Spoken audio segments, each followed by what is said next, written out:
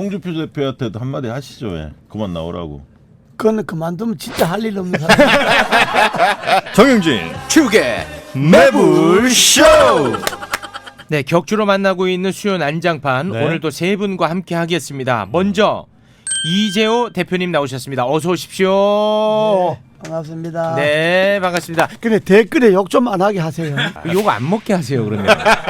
아니 나는 좋게 말하는데도 욕은 영하죠. 자, 그리고 윈지 코리아 컨설팅 박시영 대표님 어서 오십시오. 네, 반갑습니다. 박시영입니다. 네. 요즘 아주 핫하신 것 같아요. 총선 앞두고. 뭐 한철이긴 하겠지만. 네. 요즘 봄날입니다. 아, 요즘 봄날입니다. 자, 그리고 한 분이 또 새로 오셨는데요. 이재호 대표님이 니는 누구? 하는 표정을 계속 아까부터 묻고 싶은데 묻질 않고 계십니다. 싱크와이 정치연구소 김성애 소장님 어서 오십시오. 네, 안녕하세요. 예. 네.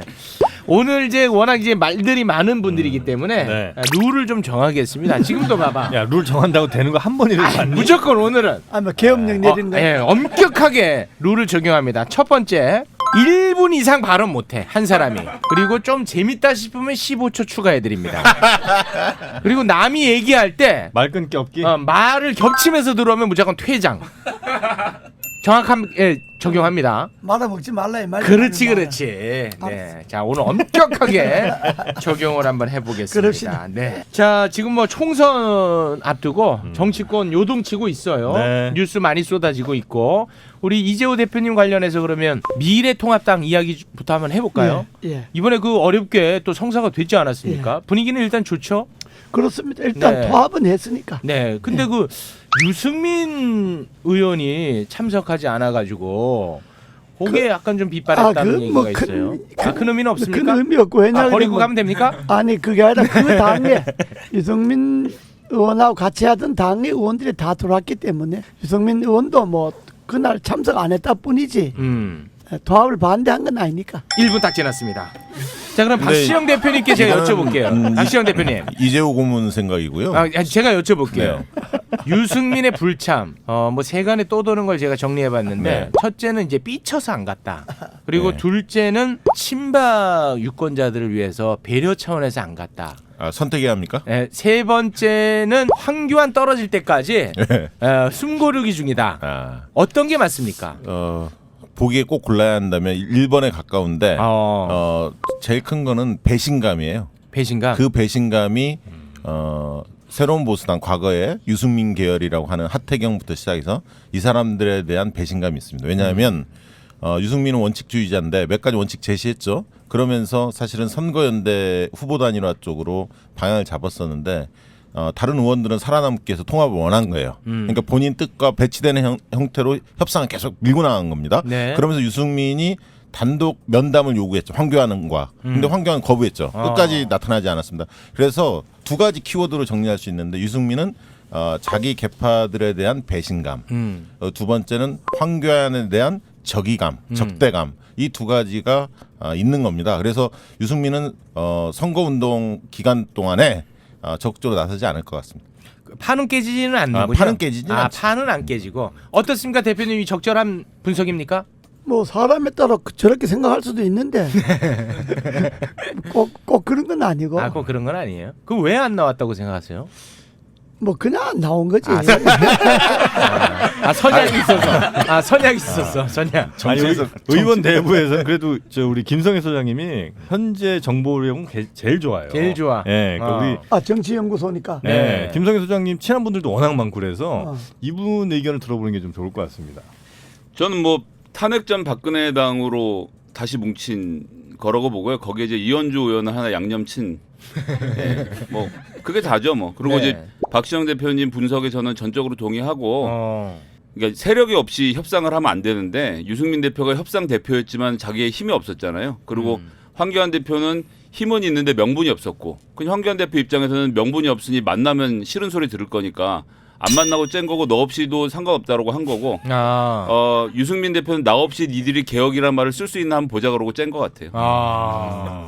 그 보면서 저는 예전에 그 안철수 씨가 생각나더라고. 대선 때 이렇게 합친 다음에 그냥 확 떠나버렸잖아요. 아니 그러니까 유승민 아니, 계열이 그- 실수한 겁니다. 제가 한마디만 보내면 왜냐하면 이거를 창당을 너무 늦게 한 거야. 위아래도 없어. 아니 새로운 보수당을 만들 때 너무 늦게 만든 거예요. 그러다 보니까 만들고 나서 계속 통합 얘기만 나왔잖아요. 뭔가 자강하고 혁신하면서 새로운 보수의 길을 보여줬어야 하는데 오로지 자유한국당과 통합 얘기만 나오니까 지지율이 오를 수가 없는 거 아닙니까? 결국은 국민적 지지로 그것을 압박을 해야 하는데 자유한국당은 인원이 적기 때문에 의원수가 협상력이 적기 때문에 없었다. 협상력이 떨어질 수밖에 없는 거예요. 저는 그런 부분에서 전략적 패착이 있었다고 봅니다. 그래 박시영 대표 분석도 뭐 그 분석은 맞는데 네. 정치는 현실이잖아요. 네. 근데 8석을 갖고 이제 통합을 하는데 그 8명의 현역 의원들이 다 지팔찌 흔드는 거지. 8인 8색이지.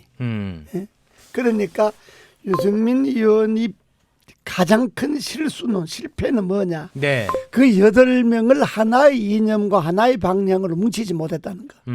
리더십이 좀 없습니까? 그러니까 그런 게 결국 리더십이 없는 거지. 한마디로 말해서. 네네네.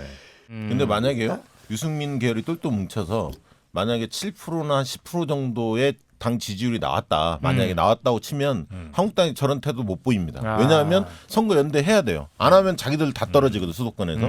그런데 그 힘을 못 보여줬다는 거예요. 그리고 또 유승민 그 하는 그 진짜 일부는 안 넘기잖아. 봐봐. 본인들이 스스로 하잖아. 유승민 그 세보 재미가 좀 없어지잖아. 대표님 웃을 때는 웃고 갑시다. 네. 현역 의원 8명 빼고 지역구에 나와서 선거 연대에서 한국당하고 견주어서 후보를 꿰찰 수 있는 그럴 만한 지역이 없는 거예요. 아니, 그건 정치 협상하면 돼요. 그러니까 그래도 정치 협상을 많이 해봤지만은 정치 협상도 그럴 듯해야 뭐 비교가 돼야 협상이 되는 거지. 후보가 이쪽은 지지도가 40% 나오는데 이쪽은 지지도가 5% 나온다. 이게 협상이 안 되잖아. 아니, 안 되는 거야. 만약에 그러니까. 10% 정도 나오면 한 아니, 20석만 당은- 양보해라 이게 되거든요. 그래. 자 그만. 자 그 정도로 정리하겠습니다. 지역구에 대표님. 개개인이 당선자 사람이 없다 이 말이야. 대표님 하나만 더 일본. 여쭤보겠습니다. 그 이번에 그 김성태 의원 등등 꽤 많은 의원들이 불출마 선언을 하더라고요. 이거는 진짜 백의종근입니까? 아니면은 아이 내가 또 이거 안 될 것 같으니까 쓱 이렇게 불출마 선언으로 모양새라도 잡아보는 겁니까? 이번에 불출마한 사람들은 다 당선될 사람들이지. 그러면 그 전에 불출마 선언했겠죠. 아니 당선될 사람들인데 그러나 사람이 불출마를 했으니까 순수하게 받아줘야지. 그게 뭐 떨어질까봐 안 나왔다 그렇게 하면 세상에 아니 떨어질까봐가 아니라 되겠어. 그 당 차원에서 당 뭐 차원. 쳐낼 수도 있는 거고. 그런 거는 아닌데. 왜냐면 등록한 다음에 불출마 선언한 사람도 있더라고요. 어떻습니까? 우리 가장 정확한 네, 정확한 네. 김성애 김성애 소장님. 소장님. 그러니까. 네. 대표님. 자 김성애 소장님. 김성태 의원은 말이 무죄지. 그 자제분이 입사하는데 문제가 있었다는 게 다 드러난 거 아닙니까? 그런데 지역구에서 어떻게 그 유권자들이 심판을 받아요? 자기가 지금 무슨 뭐 조국 국면에서 무슨 공정이 어쩌고 그렇게 얘기를 해놓고 당연히 떨어진 얘기였고. 그러면 당 차원에서 약간 뭔가가 푸시가 있었겠군요. 좀 당연하다고 생각합니다. 당연하다고? 그리고 절박해서 네. 뭐 그 외에 특히 대구 지역도 그렇고 박인숙 의원도 그렇고 머리까지 깎고 출마하려고 하다가 포기한 걸로 봐서 네. 이 절박한 거죠. 보수 세력이 절박하고 이번에 물갈이하지 않으면 안 된다라는 그 강한 압박이 통했다고 보고요. 이 선거를 준비하는 이 미래통합당의 어떤 그 절박한 결기를 느낄 수 있어서 굉장히 좀 두려운 일이 아닌가 싶어요. 근데 이게 이게 김성태 의원 네. 정도 되면 네. 사실 당에서 뭐라고 얘기해도 좀 안 들을 만한 정도. 아니 그거 근데- 너무 떨어져요, 거기는. 아니 그것도 있는데 네. 공관위의 김용우 위원장이 네. 이게 만약에 하위 30%를 여론조사 다 돌렸습니다. 지금 그 자유한국당이 네. 다 돌려서 그거를 만약에 명단을 깐다.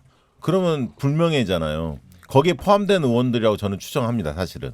그래서 전화해서 너 명단 안 깔 테니 미리 엎어서 저는 그렇게 쇼부 쳤다고 봅니다. 고를 가능성이 높다고 본다. 지금 그런 거는 지금 박 대표가 이야기하는 이런 거는 다 소설이고. 소설. 네, 소설입니다. 실제로 그 불출마한 사람들은 네. 상당히 용기 있는 결단을 한 거예요. 아. 왜냐 그 사람들이 좋다 공천 안 주면 무소속으로도 나가겠다 이렇게 할 사람들이거든. 그런데 깨끗이 접은 거는 용기 있다고 봐야지. 아. 정치권에도 칭찬도 좀 해줘야 정치가 아니 그러니까 아름답지. 초반에 김세현 의원 같은 분들이 불출마한 거는 저는 박수 칩니다. 김영우 의원이나 그런 뭐 분들은 박수를 쳐드리는데 시기가 일렀으니까. 그렇죠. 지금은 네. 여론조사 이미 끝났거든. 지지난주에. 그렇기 때문에 데이터를 가지고 있단 말이에요. 공간이가. 그렇죠. 그 다음에 나온 분들은 분명히 이유가 있는 거예요. 아. 아니 어떻게 같은 당 사람들보다 아니 더 잘 알아. 우리 빨대 있어요. 거기에 빨대. 내가 명색이 고무인데 뭐 지금은 뭐 다 이제 넘어갔으니까. 의원님 전 칭찬하고 넘어갔습니다.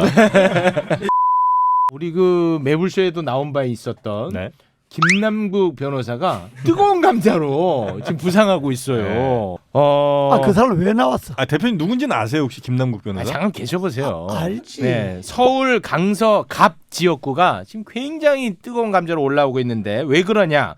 여기가 이제 금태섭 의원의 지역구입니다. 근데 이제 김남국 변호사가 도전장을 내밀면서 뭐 일각에서는 이건 뭐 자객 공천이다라는 이야기도 나오고 있고 또 언론에서는 친조국과 반조국 프레임으로 지금 가둬놓고 있는 그런 상황인데 요거 어떻게 봐야 됩니까? 그거는 거기 중대 후배예요.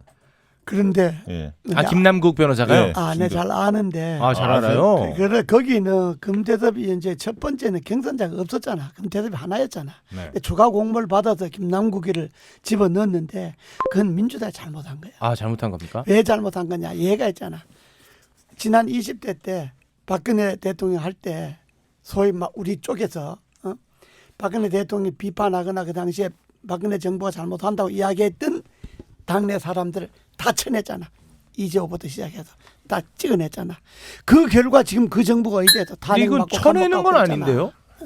현역 의원하고 신인하고 아니 그때도 뭐 우리는 현역 아니었나.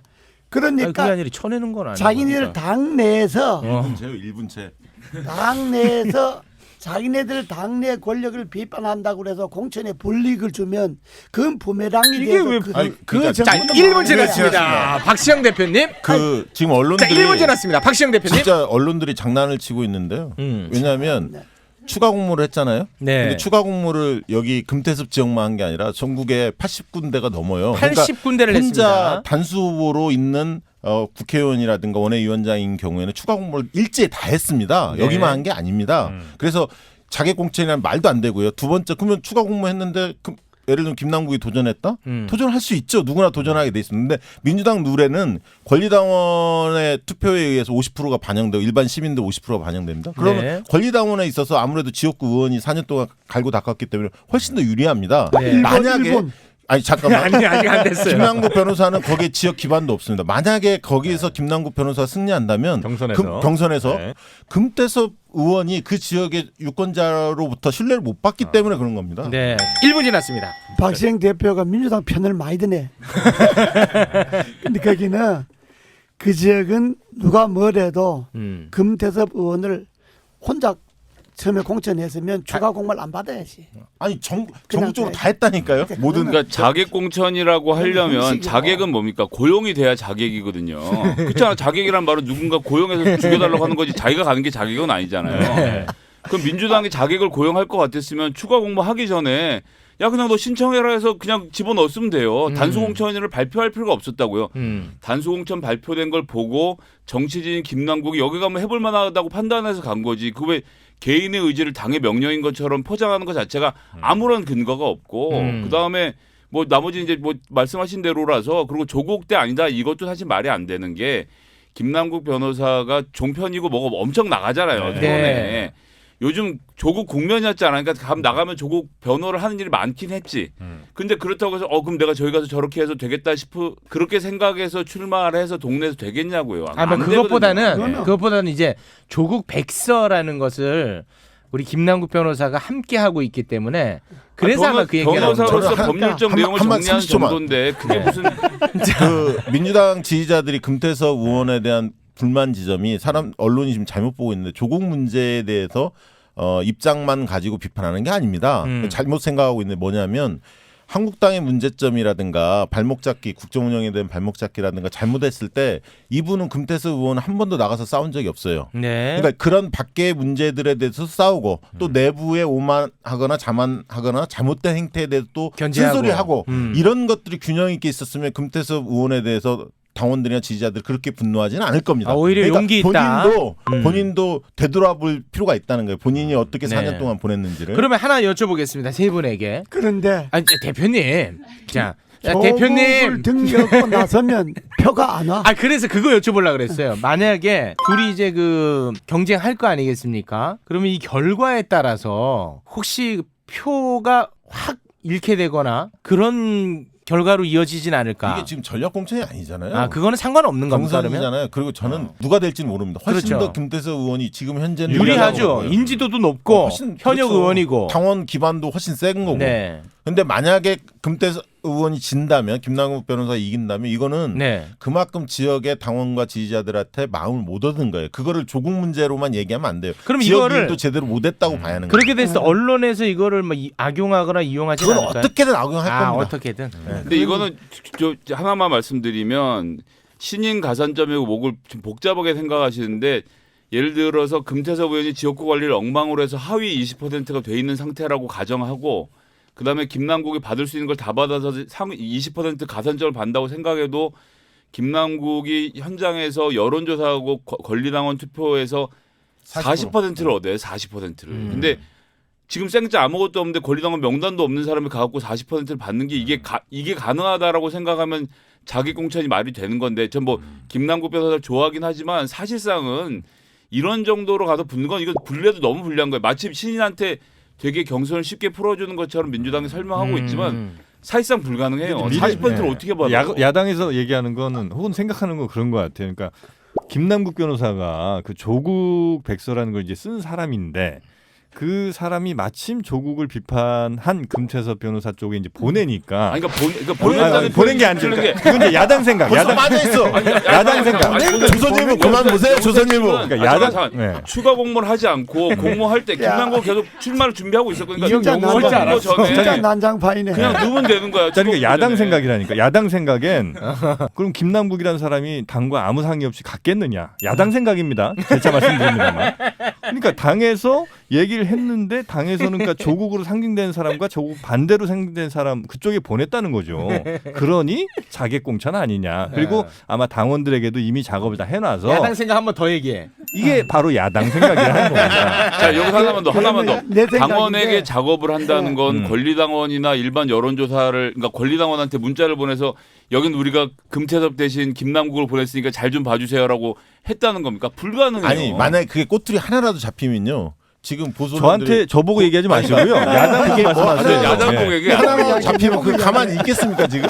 그러니까 지금 정국에서 그게 가만히 있겠냐 자, 언론이. 정리합시다. 일반적 국민들에게 비치는 모습은 금태섭을 쳐내기 위해서 김남국을 보냈다. 이렇게 생각하는 거고 오히려 그거는 김남국인데 불리하고 오히려 금태섭인데 동정이 많이 가는 거고 그리고 김남국이가 사람이 좋고 안 좋고 자기 있고 없고 뭐 조국이 알고 그걸 떠나서 민주당 공천에 있어서 그 부분은 큰 마이너스를 아니 가져요. 정말 이건 잘못된 게. 근데 어디 현역한테 동정이 아니 개인이 친인이 어느 지역을 가는 것은 그 사람의 입장이 있는 거잖아요. 생각이 있는 거잖아요. 그러니까 내용 그렇다 하더라도 아니 그거를 비치는 이미지로 프레임을 모습은 만들어서 비치는 모습이. 아니 그 프레임을 만드는 거잖아요. 비치는 게 아니라. 조국 때 반대고. 김남국이는요 옷을 한 계절에 하나만 입고 다녀요. 얼마나 불쌍한데. 아, 걔한테 그러니까 동정심 아니, 가야지. 김남국이 좋고 나쁘고 간에 네. 국민들 눈에 비치는 거는 비치는 민주당의 거는. 오만으로 비치는 근데 그렇게 아니, 비치게 만드는 거울을 거죠. 만들어놨잖아. 그래. 이런 근데 얘기만. 그렇게 만들어진 거지 이미. 제가 이런 대화를 할 때마다 항상 느끼는 건데 예전의 정치에서는 그러니까 민주당 이전의 정치에서는 당 대표나 사무총장이 장기말 놓든지 꼬꾸빼구를 다 했단 말이에요. 그런 거에 좀 익숙하신 분입니다, 그렇게 대표님. 될 때는 네. 민주당이 오만한 게 맞지. 아. 근데 김남국이 본인 출마하는 걸 막을 능력도 없는 게 지금 민주당이에요. 그렇죠. 시스템대로 하고 성적대로 가자는 거거든요. 그건 네. 민주당이 무능한 그러니까 거지. 들으셨죠? 예, 이런 겁니다. 5만 아니면 우리- 무능이야. 우리 다음 세대는 그게 무능하다는 소리를 듣더라도 아. 시스템대로 공천을 하고 경쟁을 해서 좋은 사람을 뽑자는 예조로 가는 거고 네. 예전 시스템은 내가 보니까 저 사람 좋아. 너는 들어오고 넌 안 되겠어. 넌 빠지고 이걸 정하는 걸 더 이상 우리가 그러니까 당이 지도부가 하지 않고 국민에게 돌려주겠다는 게 민주당의 시스템이라는 이게 걸 좀 지금 봐주셨으면 민주당에서는 좋겠어요. 당 대표에 대한 불만이 많아요. 왜냐하면 그 밑에 있는 하위직 당직자들은 볼 때 민주당이 현역 의원들에 대해서 칼을 들이지 않고 있다. 좀 잘라내야 하는데 당대표 결단을 해야 하는데 별로 결단을 하지 않는다. 근데 이해찬 당대표 입장은 뭐냐면 물어보면 시스템 공천이기 때문에 그 시스템 안에서 걸러지게 만들어야지 인위적으로 할 수 없다는 거예요. 근데 누가 봐도 국민들이 볼 때는 현역들이 좀 날아가야잖아요. 시원한 맛을 보여줘야 하는데 그렇게 하고 있지 않거든. 지금의 금태섭 문제도 똑같은 거예요. 1분 지났습니다. 네. 오늘은 여기까지 함께 하도록 하겠습니다. 어때요? 네? 내가 이 1분 시스템? 시스템이 완벽하니까. 근데 꼭 말 끝나면 1분 됐다고. 야, 시간 돼서 1분이 아니라 나도 말하기도 전에 1분 됐다니까. 너무 이게 기울어진 이게 운동장이야. 완전히 와 눈치 다 채네. 참나. 이재호 그러니까 네, 고생하셨습니다. 그러니까 뭐 네. 두 분 말씀 다 맞는데 나 이제 정치라고 하는 건 그러잖아요. 국민들 눈에 어떻게 비치느냐. 이제 발표했을 때 국민들이 이렇게 받아들이는 게 이게 중요한 거예요. 그렇지. 내용은 다 맞아요. 뭐 아. 실질적으로 뭐 이해찬 대표가 김남국 변호 불러서 야 니 그거 나가라 이렇게 이야기했겠어. 그건 나도 안 했다고 봐. 네. 그러나 국민들은 금태섭 의원이 그렇게 비판적인 본다? 소리 했다고 추가 추가 공모를 받아들였구나 이렇게 사실은 80개 몇 군데 했지만은 네. 그러나 상징적인 거는 금태섭이 제기거든. 알겠습니다. 그렇게 보는 게 그렇게 보게 만든 게 민주당이 무능하다는 거야. 알겠습니다. 그렇게 본다는 거고 우리 박시영 대표님은 그렇게 보게끔 언론이 만들었다. 요렇게. 언론이에요, 야당이에요? 언론이지. 둘 다. 둘 다예요. 네. 아이, 박 대표 컨설팅 회사 맞아? 무슨 컨설팅? 생계는 건드리면 안 됩니다. 그건 안 돼요. 네, 그건 아주 안 됩니다. 난 컨설팅 잘한다고. 잘한다. 오늘 함께해 주신 이재호 대표님, 박시영 대표님, 김성애 소장님 대단히 고맙습니다. 네, 수고하셨습니다. 감사합니다. 네. 감사합니다.